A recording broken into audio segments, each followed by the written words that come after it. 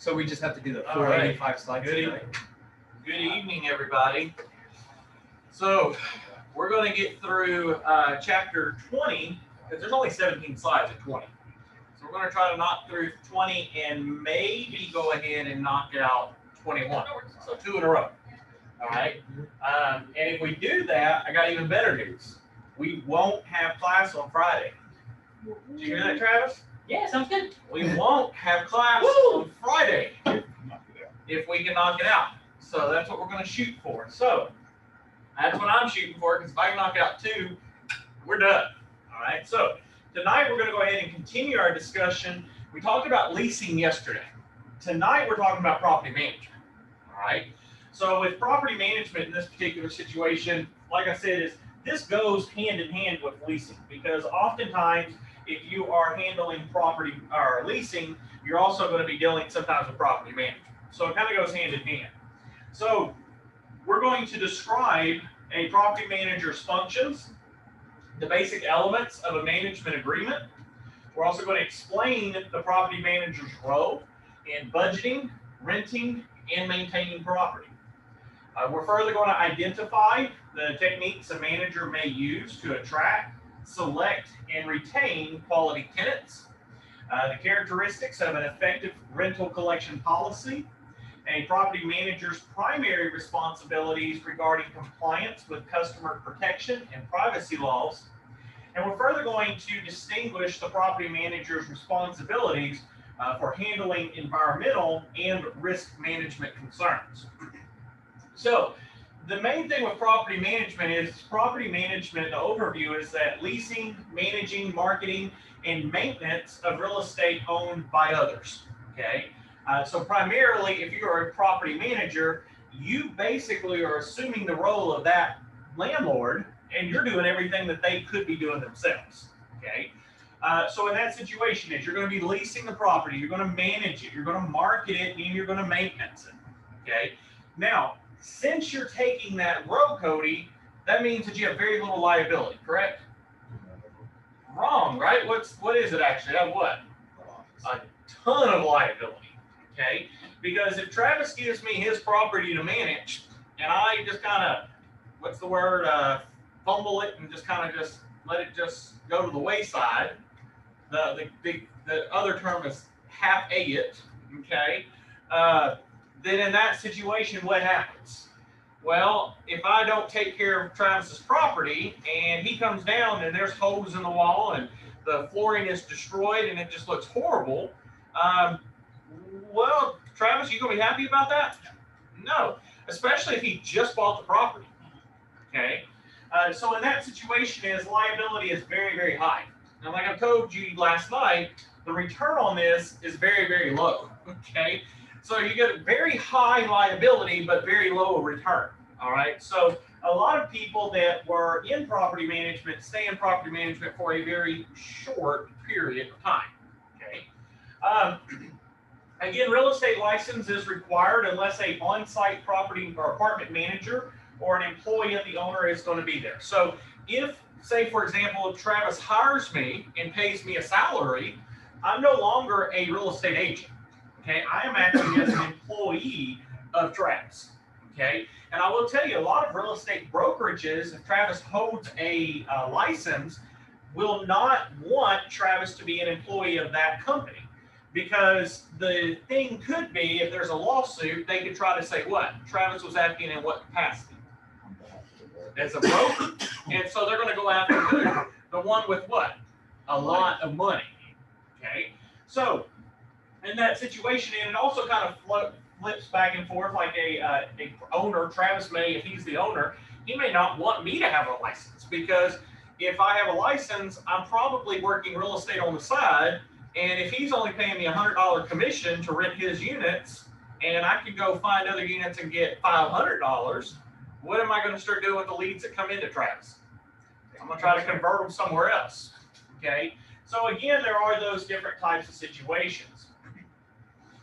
Now, again, a property manager is someone who preserves, that's the key word there, preserves the value of an investment property while generating income as an agent for the owners, okay?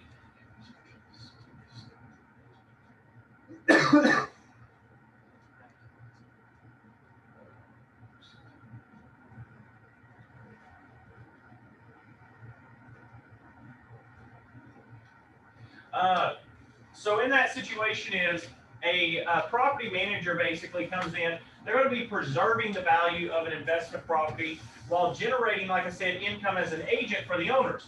And they may be a general agent of the owner, which is sharing the operational liabilities with the owner, or an independent contractor. And that's where basically in that situation, they're bearing almost all of the operational liabilities, okay? So again, that kind of breaks down the difference in regards to the different types.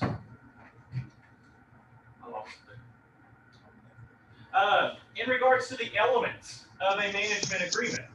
Now understand there is going to be different things that come into play when dealing with the management agreement.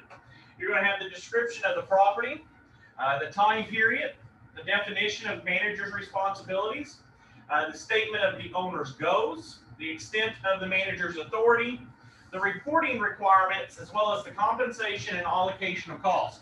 Every one of these different elements is stipulated within the property management agreement, okay? And it is very important if you work for a brokerage and the brokerage allows you to be a property manager, that you and the property manager go through each one of these elements and both parties understand what's going on, okay?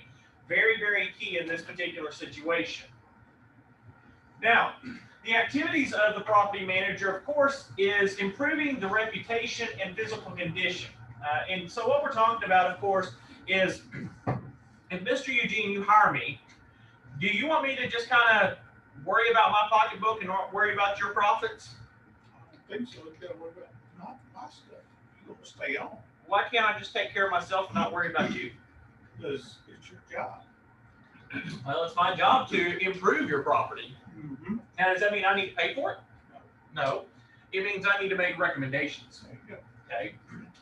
Now, I may say, Mr. Eugene, I really think you should replace all the flooring and paint the walls because it's been probably about 5 years. It really needs it now. Now, if you give me that look and say, yeah, no, well, I gave you the recommendation. You chose not. Now, can you come back to me later down the road and say, well, you know, I'm going to sue you because you didn't tell me about that? No. What did I do? I told you and you refused. Okay. Also, guarding the owner from insurable losses. Okay. You want to try to make certain that as a property manager, this is one thing that a lot of people don't understand. Cody comes to you and says, hey man, I got a property that I have in College Station. I want you to manage it for me. You know, we know each other. And so Aiden's thinking, well, it's a buddy to buddy thing. I got you, Cody. You know, no big deal. So Cody, quote unquote, or Aiden, quote unquote, signs an agreement without telling his broker that he's entering into a property management agreement. Well, what just happened? Well, one thing, Aiden, yeah, he might have had a good rapport, but he might have just ended up put his broker in what? In a huge liability, okay? So the question now comes to you, Aiden, if now you've signed that contract, guess what you get to do? You get to go out to the property at least 2 times to 3 times a month to make sure that everything's being taken care of. You got to go check on the property 2 to 3 times a month. You've got to go deal with tenants. You've got to go deal with complaints. You got to deal with repairs. You got to deal with all these things for about $50 a month. What'd you say? Not worth it. I wish I wouldn't have signed. Yeah, exactly. Okay. Now Cody's ecstatic because he don't have to deal with those headaches. He don't have to worry about it. Yeah. So he's paying, you know, $100 a month and half with your broker and half with you. So you get $50. He gets me, I get $50, but I ain't doing it because you signed it. And so now Cody's over here making $2,000 a month, well, $1,900 a month, and you got your little $50 and I got my $50. Sound wonderful, Aiden? No. Sounds good to Cody. He's like, heck yeah, okay. Because he gets no headaches and his liability's on who? Me, the broker. Which if Aiden don't do his job, then who's in trouble? I'm going after him because he failed to get me in. Now, one thing I want to explain something is I talk a lot about lawsuits and lawsuits and lawsuits and lawsuits every single class, But the key thing is, Travis, why in the world do I bring that up to people? Is it to scare people out of this industry? No. No. Can you be sued in any job at all? Oh, yeah. Yeah, you can be in any single job and be sued. You can be a teacher. You can be just you driving your car, going from one place to another and hit somebody, okay? There's a lot of different things in these situations, okay? But again, you need to know about these things so that you understand the ramifications, okay? The potentials that could happen. Now, of course, Aiden, like I said, with you going out there checking, you're doing the second bullet right here. You're guarding that owner from any insurable losses, okay? You can also offer best possible residence and business environments, keeping check on expenditures to ensure costs are kept low, and adjusting rental rates to produce the highest total income to that owner. So in these situations you're going to have to look at these different activities to see what you're getting. Now also, not only do you get to deal with the house itself, Aiden, but you also get to deal with these functions. You get to deal with budgeting expenses. You get to deal with renting the property. You get to deal with the residential retention, which means you want to try to keep those residents staying. You get to maintain the property. You get to handle environmental concerns and also manage the risk. Sound wonderful? For your $50. Sounds fantastic. Yeah, wonderful, right, Miss Linda? I mean, he gets all this work for $50 a month. Ain't that lovely? No. Yeah, sounds terrible, don't it, ain't it? Okay. So while I'm saying, like I told y'all yesterday, being a property manager can be great. Don't get me wrong, it can be great if you work for a corporation or you have hundreds of properties that you're managing and you got a full-time person that's dealing with all the repairs and all of that kind of stuff. Wonderful. All right. So Mr. Eugene, you come in, you say, I want to do property management. I'm going to manage all of Travis's properties. And Travis has 300 properties. Okay. Well, if he's got 300 properties, you probably need a full-time handyman. So you would tell Travis, hey man, I'm going to be dealing with the management and all. I need somebody that can go fix this stuff. You know, we can repair, have people come out, but it's going to cost you a lot. You need to put a handyman on retainer. So he says, all right, I'll hire Cody as my handyman. Well, then in that situation, it's not so bad because when something breaks, are they calling you? No, who are they calling? They're calling Cody. Cody, are you having to deal with the budgeting and all that stuff and payments and collecting rents? No, because Cody's job's what? Just to focus on repairs. So the calling, collecting, getting rent's on you. So it takes the job and does what? Splits it. Okay? And it makes life a lot easier. But I have dealt with property owners that own a lot, and you tell them, hey, you really need to get a full-time handyman. No, you can handle it. No, I can't. Not if I have, 200 properties I'm managing and no person to call. Can't do it. Okay? So property management is only something unless you know what you're dealing with and you're aware of it. Okay? Now, in regards to budgeting expenses, again, you got to set the operating budget. You got to also break down the employee salaries, the real estate taxes, the property taxes, and the insurance premiums, as well as any capital expenditures. So this is talking more about, like I said, Mr. Eugene, if you were managing multiple or a huge complex, okay, you're going to have employee salaries, you're going to have real estate, you're going to be dealing with a lot, okay? But what I'm also talking about, a lot of real estate agents that start into this, they're newbies like y'all, you may have family that may have 1 or 2 properties. And mom and dad or aunt or uncle or somebody wants you, Cody, to manage their property. And of course, you just got your real estate license and you're like giddy that Miss Linda, your mom, gives you 2 of her properties and you're the manager, quote unquote. So you just accept anything. Well, the thing about this though is, guess what? She really did not help you. What did she end up doing? She just gave her headaches to you and going to pay you very little money for it. Okay? And that's what happened with me. When I first got in real estate, I was trying to get my feet wet. I would take anything. And the first thing that my broker gave me was 2 properties to manage. And I got them. And they were complete heck. Okay? They were terrible. tenants were calling almost at least 2 to 3 times a week. The places were owed, they weren't taken care of, and I had to deal with all of the headaches. Okay, so while it is perfect if you can work in a large corporation, you're going to work for an apartment complex or something like that, this works. But you don't want to really, that's what I tell people all the time is, you don't want to start a property management company until you have the team set. Does that make sense? See, and another thing is the person that's going to be the property manager needs to be someone that's very well diverse in property management. So for example, if I wanted to start a property management branch within my business, I may say, Travis, I want you to be my property manager. You're going to be the point person to start building that business, that generated that kind of cash flow and all for me. So Travis starts building that business, but what happens is in the beginning, guess what happens? He's going to do a ton of work for what?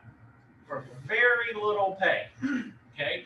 Do you think, Travis, you're going to have any time to go sell properties, lease properties, or anything else while you're dealing with that? No, it is a full-time job focused on just property management. So when a lot of people will tell me, I get people all the time that come in and they'll say, well, hey, I got somebody that wants us to manage their property.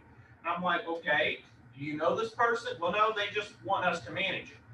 Well, I don't really want to deal with that. Why? Because by the time I go through everything, you're going to work probably 40 hours a week for $50 a month, okay?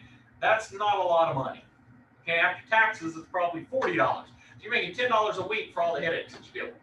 Now, if, coming back to that, if Travis ends up, he drums up 100 properties, well, if there's $50 times 100, how much money are you walking away each month with, Travis? 100 times 50, $5,000, okay? So you got 100 properties at $5,000 a month. Is that really a lot of money? Still no. Still no. But guess what? If he's got 100 properties at $5,000 a month, guess what happens? How much time do you think, Miss Linda, he's going to have to devote to selling properties or any of that kind of stuff? Very little. Zippo. No time. None. So very key in these different situations you need to be aware of. Now, we talked about this in the previous class, renting the property. Now, of course, you're going to have to set rental rates, and to figure out what rental rates are, what do you look at, Mr. Aiden? You use what data source to find out what rent's going for? Use comparative market. Like, you're going to look at the MLS and do a CMA, basically. yes. Okay? You're going to look and see what's going on in the MLS to make a determination what's approximately the rent's going for, okay? Also, the tenant selection process. See, here's the thing that also can be detrimental. You work for one company, Mr. Eugene, you work just for Travis. Well, in that particular situation is all you got to do is say, Travis, all your properties, what do you want us, or tenant, what kind of tenant you want? He comes up, he gives you the deal, this is what I want. Real simple. But Aiden, you now are doing property management, and you're dealing with Cody's and Linda's and Stephen and my property. Are we all going to be on the same page? No. Are we all going to want the same tenant? Nope. We all want the same credit score? Nope. No. So now what ends up happening? You get to do 4 times the work, and now you're getting 200 a month, 50, 50, 50, 50, 50, okay? So you get 200 a month, but now you got 4 times the work. Sound fun? Yeah. Okay? So that's why that comes into that situation. Further, you have to also follow the Fair Credit Reporting Act and the Fair and Accurate Credit Transaction Act. You have to follow these different rules. There's also the identity theft and privacy laws. The FTC privacy rule best practices is you always want to get permission from the rental to give out info. Okay? It's to get the request in writing from third parties. You always want to make certain that you have any request, like we said last night, Mr. Eugene, I'm going to give you information from Mr. Jacob. I need to get Mr. Jacob to give me permission to give that information to you. Okay? I cannot just willy-nilly share his private information with just anybody when he didn't give me that permission. Okay? Texas privacy laws. The owner privacy policy is if the SSN required on the application, and the Identity Theft Enforcement and Protection Act as well as even the U.S. Patriot Act, all of this stuff comes into play that a lot of times, if there is a social security number on that form and it's on the application, then it can only be shared with the individual that it is intended to be given. So if I fill out an application, Miss Linda, and I complete it and I bring it to your office and give it to you, okay, and it is for Travis, he's the listing agent, I'm the tenant, I fill it out, I give it to you, and Travis gets it, does that mean that Travis can go and come back here in this room and all the agents are back in here and goes, hey, Cody, look, this is Justin's social security number? No, Can he do that? no, Why can't he do that? confidentiality. Well, not confidential, but privacy. Law, He can't share that. Even if Cody's in the office, right. okay, he should not be sharing that with anybody that is not approved on it. Now, most of the time, the form's going to say Nobles Realty Group, Keller Williams, Century 21. It's going to be the brokerage name on the form. So in that situation, anyone within the office that is a licensed agent normally can see that information. It cannot, however, be disclosed to a non-agent. Does that make sense? Okay. However, a manager, like Miss Linda in this situation, you are authorized to do that. That's fine. But if you're an intern or you're ending up, you're just a staff assistant or stuff like that, it does not apply. Okay, it has to be people that are licensed. Because the thing is if Travis does that and shows my information to Cody, what happens? Well, Travis could lose his license. Okay, what do you lose, Cody? Nothing. You got nothing to lose. So really, in that situation, you got to watch out for these. Now, identity theft and privacy laws in regards to telemarketing. A lot of people will come into real estate. They know it's a sales job. Cody, you work sales job. Did you ever have to, in any of your jobs before, did you have to do any code calling? How do you like doing code calling? Yeah, it's horrible. Okay. Did you have to worry about these things right here? The do not call list? To an extent. Yeah. You have to normally, if you want to code call, you have to run it through the code call, the do not call. Like if I want to call Travis, I got to run his number through my database, through the federal database to see if he is on the do not call. And if he's do not call and I call him, that's a violation. But if he's not on that, what does that mean? Pick it up and I call him. Okay. There's also the, not only just the federal, but there's a state one. So, Mr. Travis, you may be on the federal, but you may not be on the state. Can I call him then? No, because he's federal. But guess what? What if he's on the Texas do not call list, but not on the federal call list? As long as I'm not where? In Texas. Okay? That's why a lot of times they get Most of the telemarketers are. That's why most of the time they'll get robocallers that are not in the state, and they'll call them because they're not on the federal do not call. Okay. Now, Travis, I know that this one was fit for Aiden. I could see Aiden created this third one here, especially this fax, because you know Aiden. I know y'all just by the way, Aiden is old school, so he's probably still using a fax machine right now. And I think that's how we have to communicate. Is that how you get through to him, Travis? You have to like send him faxes? I don't like brought me into this. I'm just over here enjoying class. No, I'm sorry. It's Miss Linda. I'm I'm sorry. talking on Aiden for no reason. But no, the fax prevention was this. Actually, no joke. When I was younger and was working in the law firms and all, we literally would get junk faxes. Literally, our fax machine would just constantly just print. So imagine a printer that all it does is just print constantly. How's that sound? What eventually happens to, you got to put what in there, Miss Linda, to make it print? Ink. And what else? Ink and paper. So imagine if, I'm picking on Miss Linda now.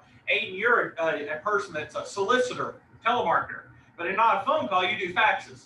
So all Aiden does is he sits behind his fax machine and he just sends paper, sends faxes through to Miss Linda. How fun's that, Miss Linda? I'll turn that darn thing off and unplug it and everything else. Yeah, Gotta make my money somehow. yeah. Could you just imagine, actually going back to that, could you just imagine that job? That's your job. You just get to type the number and then have to send it through. Like that would have been horrific. Okay. But I will tell you, I just want to let you know, guys and gals, no joke. I'm not kidding. Yes, we are over here in 2021. I'm not joking with y'all. There are still real estate agents that will only accept offers by fax. They will not accept email. They want it through fax, or they want it through you bringing it to their office and giving it to them. They will not take it by email because they don't have. I don't have that fancy, that thing computer. I don't got that fancy kind of thing. I was not that technologically advanced. I like that type of person. Yeah, actually, and you won't see that so much in like big cities. But Travis, you probably, as you deal with the rural areas, don't be surprised if even some title companies want it by fax. Okay, so the more rural the area, the more you're going to deal with people that still have fax machines. And I'm not joking. I worked for a law firm that we had for a long time. It was faxes. We did everything by fax. Okay. But again, there's a prevention. You cannot, Stefan, you cannot sit behind a fax machine and just send faxes to people. Oh, that just sounds like so much fun. I know you and Cody were wanting to do that tomorrow, and I'm sorry y'all are not going to be able to. So y'all can't do that. So Miss Linda, don't get too happy over there. Calm down. I know. Let's keep going. Now, what is canned spam? What's that sound like, Dan? Can of spam, man. It's a can of spam. Yes. Yeah. Well, it deals with telemarketing. You can't be giving Travis spam back there. They're not. He does not want it in the can. He wants it in his pouch. Well, if that's can, I don't have that. They actually do make couch spam. You know they got the tuna? Oh, yeah. They now have it in spam too. Oh, God. So rip it open, start eating. Cody. But no, canned spam is actually talking about emails. Okay, you cannot, and a lot of agents get this wrong. You cannot go over, say for example, Cody, you just got your license and you're ready to start marketing. So you flip open your computer there and you go in and you copy every single email address that you've ever emailed. And you email everybody and say, I'm a realtor, if you need me, call me. Okay? Well, guess what? It's the same thing as that spam or that fax stuff. You're spamming instead of their computer, or their fax machine, you're spamming their email box. I remember before this act came into play, I remember, and my parents probably can tell you, and y'all may even know, I remember that my emails used to, it was nothing to have 1,000 emails in your email every day. Okay. But now, if you're going to do any type of telemarketing through email, you have to state that it's an advertisement, and you have to show a way for them with one click to unsubscribe. Okay. And if you don't have an advanced system that handles that, then you have to end up in that situation. Say, for example, Travis, you decide I want to do this, but I don't want to spend, $60 to $100 a month to have the software package. So he drafts his own emails, he sends them, and then he just keeps an Excel document of all the people he sent them to. Well, Mr. Eugene, if you email him back, because that's how he has it, is email me at this to be unsubscribed, you email him back and say, stop. Well, if Travis accidentally forgets to remove you from that list and he emails you again, that can be up to $1,000 fine. Okay? And if it consistently happens, it can be $1,000 a day. It could be more. Okay? So you got to be very, very careful with these, and that's why you need to talk to your brokerage to see if they don't have some preventative measure. Okay? Collecting rents and residential retention, of course, those are some of the key ones. Maintaining the property, like we already talked about, you need to be making preventative care, repair or correct any issues, routine and construction matters, and handling environmental issues. Okay. Again, risk management, very, very simple. This comes back to even insurance. Do your best to avoid it. Okay. It's kind of like, people do this all the time. As you get older, Mr. or Miss Linda, do you think that it would be a wise idea for you at your age right now, and I'm not picking on, I'm just trying to be honest, do you think it's a great idea that you should be skydiving right now? No. Why? One, I've never done it. Uh-huh. Two, I'm old. And it's probably in that situation is if you have health issues and all, could it possibly cause more problem for you? Yes. Do you think it's a wise idea, Travis, for Mr. Eugene to be climbing a 20-foot tree to get to the top and start cutting it down? Yeah, probably not a good idea. But he would do it anyway. Yeah, he would still do it. But the thing is that what are you trying to do? You're trying to mitigate your losses. Because as you get older, there's certain things you can and cannot do. I'm learning that, okay? So avoid it. You can also try your best to control it. Again, if you can, transfer it. There's potential that there might be a loss. Maybe I want to share it with Stefan. Maybe me and him own 2 properties next door to each other. Well, maybe we want to share bringing in a possibly a party wall or something to stop, traffic coming through there or something. Maybe we want to create a fence or something. Or retain it. I mean, take control of that risk, okay? Again, there are common insurance coverage. There's, of course, fire and extended coverage, business interruption, liability, workers' compensation, casualty, surety bonds, and flood and hurricane. Of course, as everybody knows, and Travis told his grandpa this today, what'd you say? If it ends in license or certificate, he probably has it? Yeah. Yep, that's pretty much me. I can sell you insurance, I can sell you houses, I can sell you almost anything. But the thing that comes down to this is that it's basically each one of these have benefits. Now, if you're in an area that, your business, say, Mr. Eugene, you have your business and you got a ton of cash sitting in the bank, say you got over $5 million just chilling in the bank, do you really need some of these policies? Probably not, because you've got the money, you can retain some of it. But what if Aiden's starting a car washing business and he's just starting out? Well, do you think you might need some insurance, Aiden? Yeah, because if you say you took Travis's Rolls Royce to go get it detailed and you wreck it, okay, well, do you have the money to fix it? No. So you probably need somebody to share in that loss, and so that's why you pay for As much money as insurance. I would difficult. So you see what I'm saying here. Now, of course, you can also get specialty insurance coverage, errors and admissions, which, of course, if you work for a broker, your broker better have this. Lead liability, employment practices liability, liquor liability. We have to have that for Miss Linda. And employee benefits liability. Sometimes on-site pollution liability, tenant discrimination legal expense, and terrorism coverage, okay? There's many different things, and one of them that I'm not seeing actually up there is computer or cyber liability. That's a new one.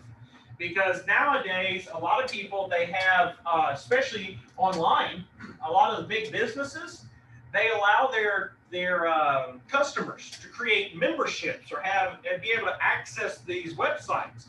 Well, what happens if Cody is a cyber criminal? He could hack, Mr. Eugene, your website, and guess what he can get? He can get any and all information about Miss Linda or anybody else, and he can pull it all right off of your website. And because you did not take proper procedures to protect her information, it's now on you, and you can be sued by Miss Linda. Okay? So that's why one of the things when you're creating websites, be very careful, because as you create these websites, make certain that the information you collect is information that ends up, it's not extremely confidential. It's not data that can be detrimental to a person. That's why, do you think it's a wise idea to get a person to fill out their social security number and keep on your website? What about their credit card information? No. These are very, very, very, very important things that you watch for, okay? And that cyber stuff is not cheap, by the way. Professional management organizations. There is the Institute of Real Estate Management. There is the Building Owners and Managers Association International. There's also the International Council of Shopping Centers, the National Apartment Association, and the Texas Apartment Association. A lot of real estate agents ask me, well, do I need to join these apartment associations? No, you do not, okay? People that normally join the apartment associations are people that are not realtors. Now, there are, of course, some that are, but most of the time it's just another fee that you get to pay for. Okay? Not something I would recommend. Okay. All right. So go ahead and let's stop the recording for this one. Stop it.